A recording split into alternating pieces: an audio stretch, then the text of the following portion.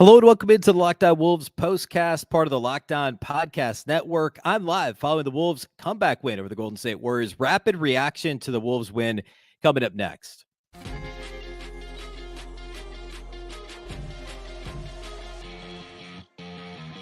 You are Locked On Wolves POSTCAST, part of Locked On Minnesota on the Locked On Podcast Network. Your team every day. Hello and welcome into the Locked On Wolves POSTCAST, part of the Locked On Podcast Network, your team every day. My name is Beecken. I'm the host of the daily Locked On Wolves podcast, flying solo today on the POSTCAST. Luke's out tonight. Jack's out tonight. Jack's actually covering the game for Canis Hoopus. So holding it down. This is going to be a quick hitter, probably about a 12-minute postcast with some rapid reaction thoughts following the game. And then we'll have the full Locked On Wolves podcast, of course, early Monday morning. That'll be a full 30-minute show with some expanded thoughts on some of these quick hit thoughts. So let's jump right in here to talk about the Wolves win over the Warriors. And like I said, there's a lot to get to. And let's start with the finish. The Timberwolves, let's do this. Let's set up what led to the finish. The Wolves trailed by 8 at halftime. They had a miserable start to this game offensively. We'll talk a little bit more about that here in a minute. And then they built a lead as big as 8 in the second half, mostly on the backs of the bench. The Timberwolves bench was awesome in the third quarter and really the start of the fourth quarter. Minnesota trailed by 3 to start the final period of the game, and then led by as many as 8 early in the fourth, led by 5 when Anthony Edwards and Naz Reid came back in the game a little past the midway point in the fourth quarter. But the Warriors, of course, aren't going to go away. Golden State's played a lot of close games this year. It's obviously a veteran team. Well, a mix of a very veteran team mixed with some very young players. And while the Timberwolves did a pretty good job for most of the game against, the Steph Currys and the Klay Thompsons, for the most part, those guys weren't super efficient scoring the basketball. They hit big shots late. And the Timberwolves defense, there were a couple possessions, they were just a half step slow. And then offensively, the Wolves did enough to kind of counterpunch down the stretch. When it came down to it, though, this was just a 5-point game with a little over a minute to play. I'm going to see if I can pull the exact timestamp here. It was a 5-point game with, I guess it was a little over 2 minutes. Where was the Ant? There was a bad Ant miss 3 in there when the Wolves needed to have a better possession. And this is, I don't usually do this show live here solo. So there we go. They're up 3 with 30 seconds left. Here we go. They're up 3 with about 30 seconds left after Curry made a couple of free throws. That was after the Gobert shooting foul. The Wolves had a couple of really strong defensive possessions when they were up 5. And Steph Curry ends up getting to the basket after the Wolves had knocked the ball out of bounds after an offensive rebound by Golden State. And they come down up 3, and Ant jacks up a contested pull-up jumper in the half court with just over 20 seconds to play. He misses it. And then Steph Curry gets the rebound and goes the length of the floor in 5 seconds and scores with hardly any resistance. The pro there, seeing it live, it obviously wasn't great to not slow down Steph Curry going sprinting full court in a 3-point game with 20 seconds left, less than 20 seconds. But the pro is that Jaden did not commit a foul and allow Steph to tie the game right there with a 3-point play.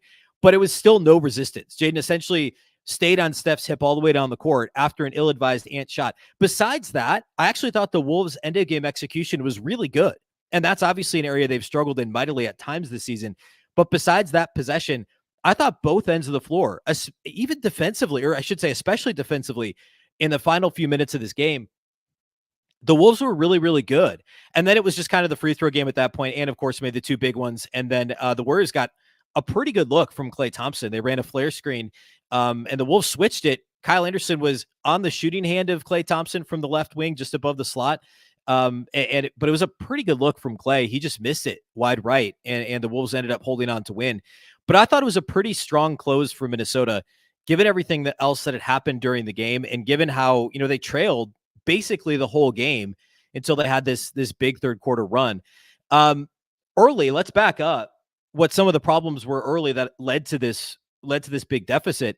Minnesota only scored 18 points in the first quarter, and it was the Wolves have had some rough offensive quarters, especially not especially recently, all year. I mean, the offense, I talked about this on Locked On Wolves a couple times last week.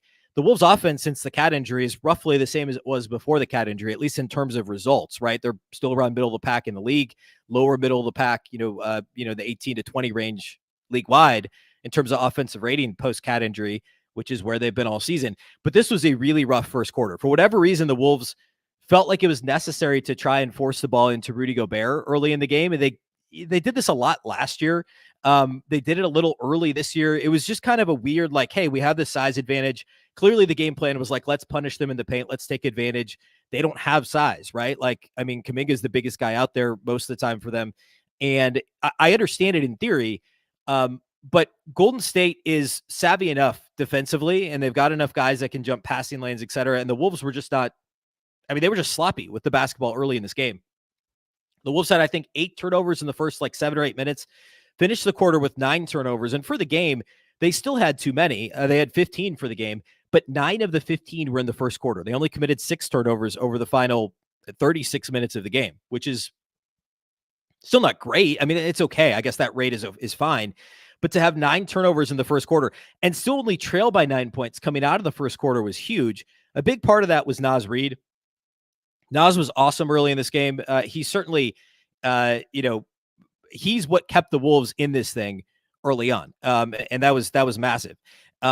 He's what kept the offense rolling. He, I think, had 5 made threes before halftime. And other than forcing the ball to Rudy, there just generally wasn't a whole lot of offensive flow, period.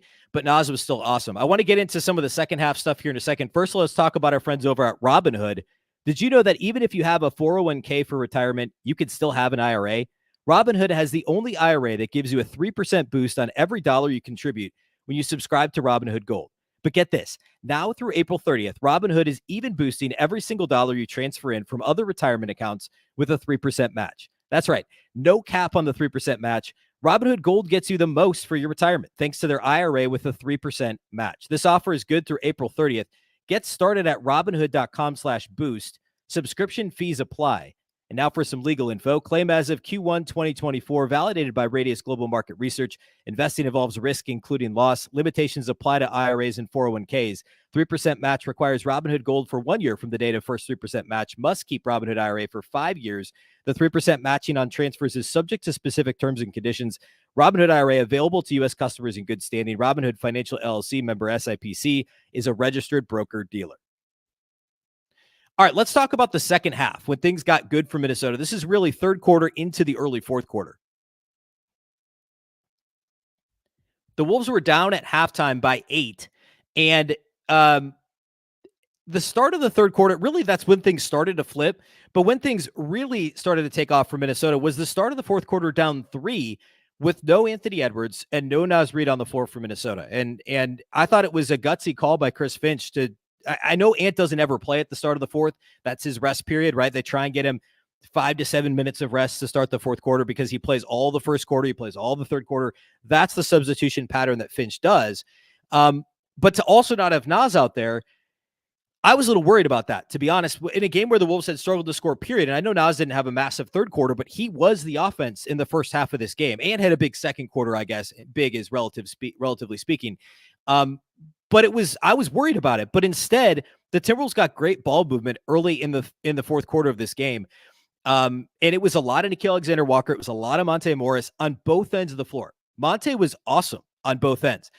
Early in the fourth quarter, especially. You look at the box score and it doesn't leap out. Like if you didn't watch the game, you'd be like, all right, nice backup point guard minutes, 8 points, a couple of made threes for Monte, whatever. He only played 17 minutes. McLaughlin only played 12 minutes. Monte Morris was huge in this game. He had a really strong fourth quarter stretch, especially 8 points overall for the game, 3 assists. Like I said, 2 made threes, a block in this game, and no turnovers in 17 minutes for Monte Morris. He was really good defensively. One of my notes was he had a couple of strong possessions against Chris Paul where he was just physical enough with him to try and get him off his spot offensively, and it worked out. Nickeil Alexander-Walker had a typically strong stretch for him. Each of them made threes immediately in the fourth quarter. Each of them made one. And again, they were both really good defensively too. And then from there, Mike Conley took over some of the scoring until Ant came back in the game at about the 6.5 minute mark. Conley had a nice stretch there in the fourth quarter too. But credit to a couple guys who, again, it doesn't jump off the stat sheet, but Monte Morris and Nickeil Alexander-Walker, Nickeil's numbers for this game, 11 points, 3 made threes. I believe all of them were in the second half. 4 of 7 shooting, 3 of 5 from outside the arc, 2 assists for Nickeil, and he was a plus 12, which, take tons of grains of salt with individual players, single game plus minus. I always say that on the show, but he was a plus 12 in 22 minutes in this game. And it was apparent the impact he had.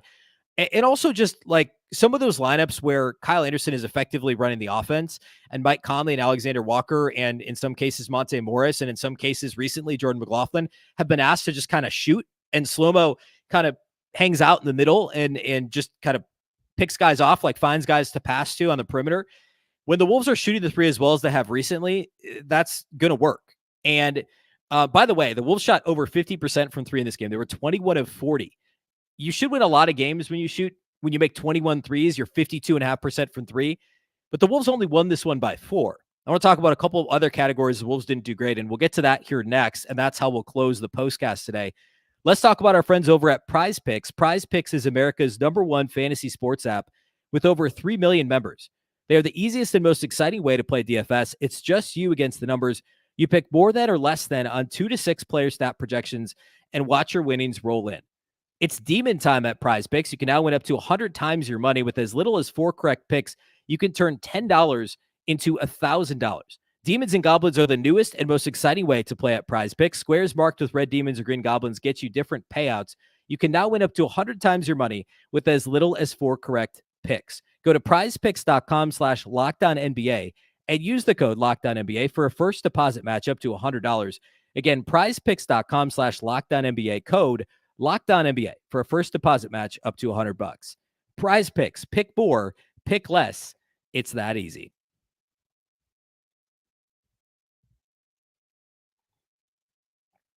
All right, let's close it out with just talking a little bit about some of the issues that the Wolves had. We talked already about the first quarter issues, but I want to talk about about some of the issues, I guess, throughout the game for the Wolves. The Wolves obviously have a size advantage against the Warriors. And I talked about how the Wolves struggled early when they tried to force the ball into Gobert. And Gobert ended up having a really impactful game. And points to the paint wise, like Golden State's a team that you should be able to dominate the paint against. And the Wolves did okay there, right? Like it was actually dead even, 36 apiece points in the paint. The Wolves won the rebounding battle by just 3 rebounds in this game, which again, size advantage, you should win it by even more. And Naz was huge in that regard in this game. He ended up with 20 and 12 rebounds, 20 points, 12 rebounds.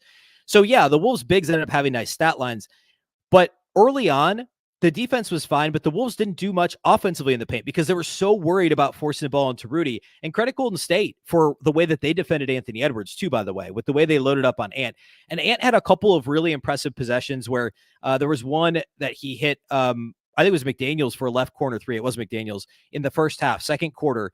Ant drew 3 defenders on the right side of the paint and skipped past it. Instead of kicking it back, the easy next pass, he went 2 passes away to the opposite corner for an open 3 for McDaniels. There were a couple of passes like that in this game from Ant.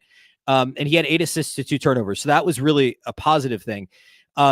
Turnovers, like that was the biggest problem in this game. Obviously, that was somewhat mitigated by the amount of threes the Wolves made. Free throw attempts. The Wolves shot 8 less free throws in this game than Golden State. And there's been some games recently where I've said like, hey, that's because the other team was the aggressor. The Wolves were not the aggressors. It's the Wolves' fault they didn't shoot more free throws for the most part. I didn't feel that way about this game. I didn't feel like the Wolves got a good whistle at all for Anthony Edwards to attempt 10 2-point field goals and only get to the line. And 10 2-point field goals and only shoot 8 free throws. And obviously when he's fouled and doesn't make the shot, it doesn't count as a field goal on the stat sheet, right? So he attempted more than that, and he only got to the line 4 times for a total of 8 free throws. He deserved a better whistle in this game. Rudy probably deserved more than 3 free throws in this game, but it was mostly Ant. I was not a fan of how the game was officiated. I don't say that very often. If you're a regular listener to Locked On Wolves, you know that that's the case. But I thought the Wolves should have gotten more free throw attempts. So that hurt as well. And I wanted them to do better in the paint. But again, good game plan from Golden State, and the Wolves did enough late in this game to win. The execution down the stretch, save for that, I guess last real half-court possession for Minnesota on offense, I thought they did a really good job down the stretch. All right, my big takeaways for this one, real quick here to close it out, and then more on the show on Monday. Good overall execution down the stretch after the comeback. The Wolves' offense was sloppy early. Naz kept them in it. And once they got away from trying to force it to Rudy, there was better ball movement, which then led to that early fourth quarter. No Naz on the floor, no Ants on the floor, but Nickeil Alexander-Walker, Mike Conley, Monte Morris were huge for Minnesota in the fourth quarter. And overall, they did just enough in a lot of areas. On the glass, for instance. Oh, the one other area real quick that I wanted to hit on was transition. The Wolves, I wanted the Wolves to do a little bit more in transition. Golden State's a team the Wolves could run on. They ended up winning fast break points by 4.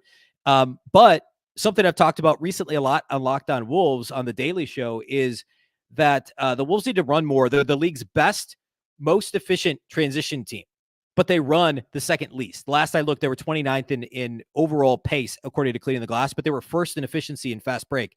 That needs to go up, and it has gone up a little without Karl-Anthony Towns, mostly because it's not because Cat holds them back, but it's because he does a little, because Cat, other than trail threes, he isn't super effective in transition. He doesn't get back great in transition either, because he falls down a lot, etc.